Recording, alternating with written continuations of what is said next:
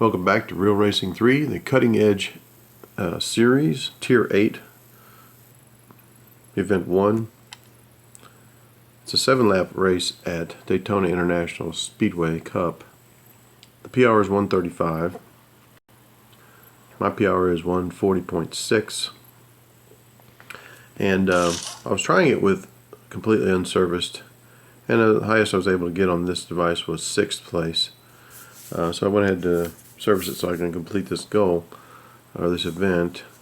On my other device I even have a lower PR. I think it's 139.6, and I was able to complete it with no service, just barely. First I got silver, then I ended up getting gold with a little assist from cars pushing me along. I had 3 tailgate taps that pushed me into a victory. I was able to get probably on my own the speed of about 224 miles per hour, 222, 24. But then with the taps I would have 232, 233 sometimes. They would slowly creep back down to 224, but I had a faster speed for at least one of the big turns on the Daytona, so that really helped. And we may get some of those helps even with a serviced car. But with the service I'm going 248 miles an hour without any taps. Biggest challenge is to get through this traffic.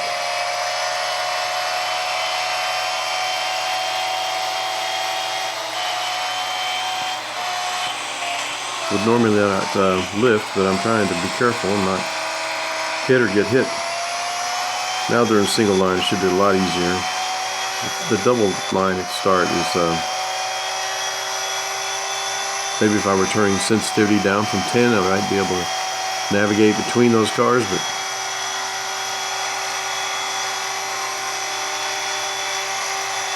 it's just not my modus operandi.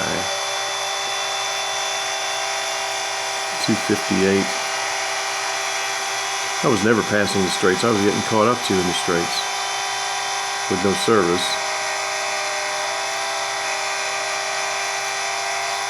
Trick is knowing when to go inside on the straights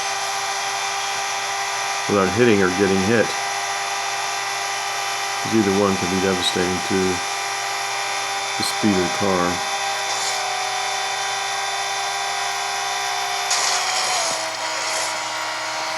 But this car will go so fast that even though I've done that, I should be able to recover and win.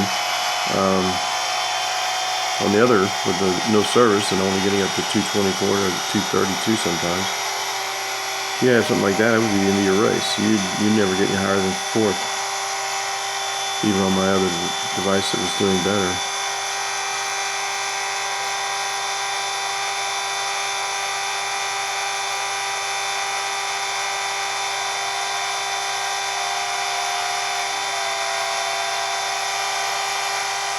Well, that was a little better turn.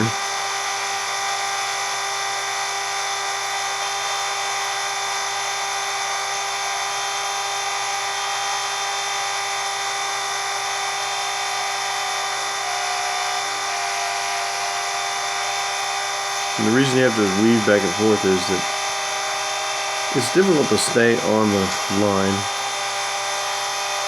That was an example of bot aggression. They don't usually come across out of half of a car width to try to knock you out.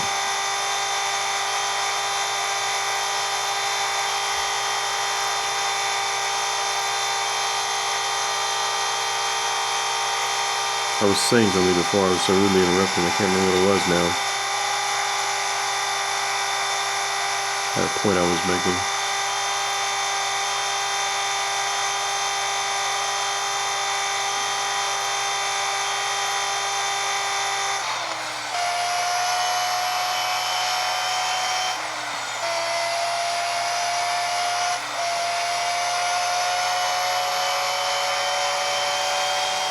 Give him a wide berth, and he'll come after you.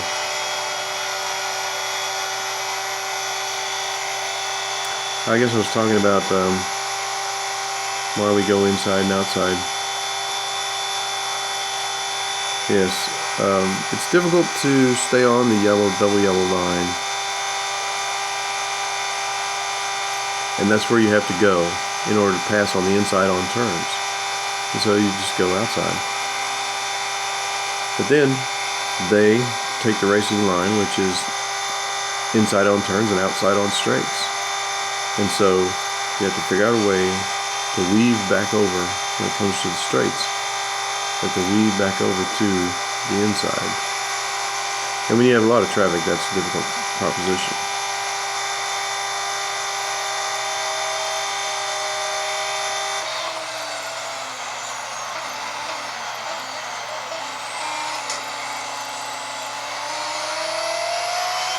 I don't want to bend by too much. I do want to win.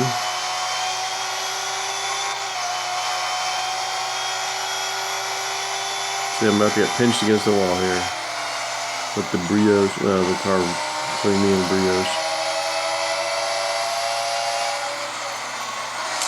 That's a good close win.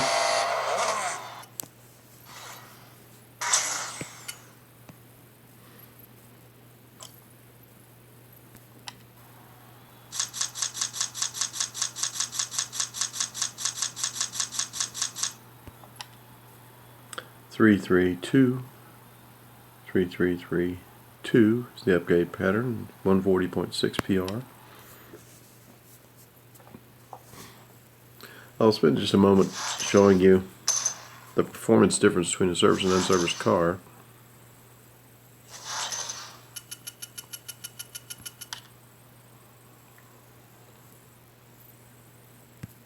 Same race, 7 lap of Daytona.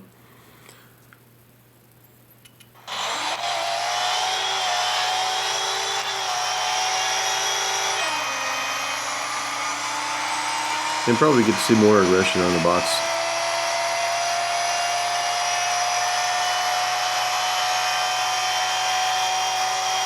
See, before I was up there between the two rows.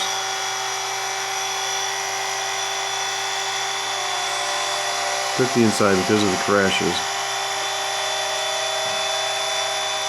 I was looking ahead. I stopped speaking to see if there was ever going to be a crash up ahead, and there was. I've learned inside is safe in that case. Let's say I'm at 222. I'm not up to 259 like I was. And that's as high as I'll go. 223, 224 would be the highest I go. Until someone taps me from behind and pushes me. On the wiki, I'd been making the point that possible, and I was kind of joking when I said it. It's possible we've done a body swap between bots and real racers, live human racers, and now instead of ramming into the back of other cars, see, it went up to 229 when he tapped back in my car, and losing speed, we're getting the bots to ram us in the back, and we're gaining speed.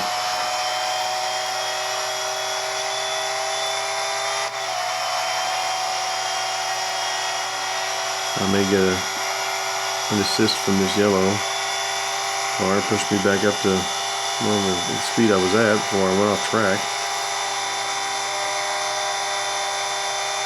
I found when you're going into a turn, if you're coming out of a turn and you're passing a car and it stays within 50, 60 yards or 40 yards, he's going to come up and try to tap you before you get to the next turn.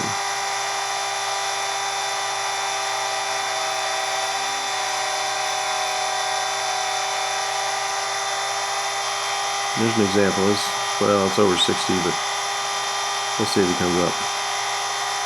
Flooring. He's coming. I don't know if he's going to get to me, but he tried. He's backing off in the turn. And I'm pedal to the metal all the way around.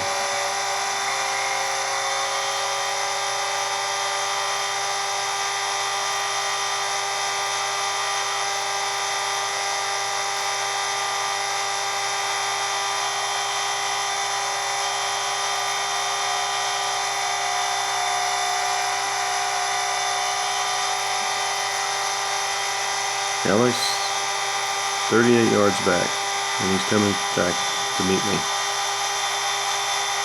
Alex S. Here he comes. He's going to tap me. See, my speed went up to 230.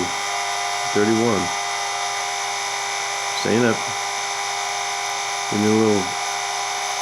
Won't have a slipstream or drafting boost here in this series, but you get it a different way. The aggression of the bots coming up from behind and touching and pushing and hitting.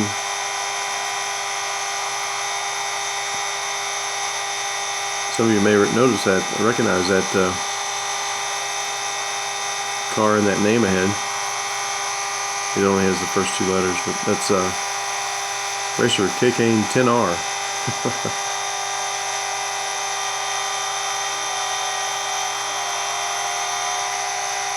Even he's being aggressive. I expect it from him.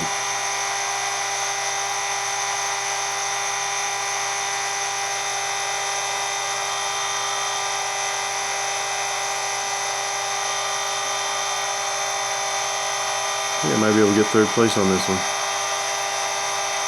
I wasn't able to win it until after I won it. With no service. I had to win it with service in order to win it with no service. Let's see if it happens. See if I can get around these. They'll line up for me and let me go. Now that was an aggressive maneuver. 3rd place. Yeah, I can get a trophy with no service. I don't need it now. I got a gold trophy already, but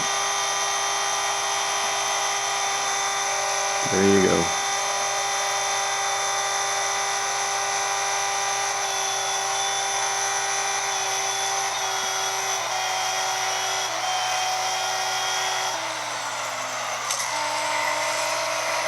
Well, thank you for watching my videos. Good luck to you and your goals in your Racing 3, and come back to the channel and see how where we go next and what we do and how things go.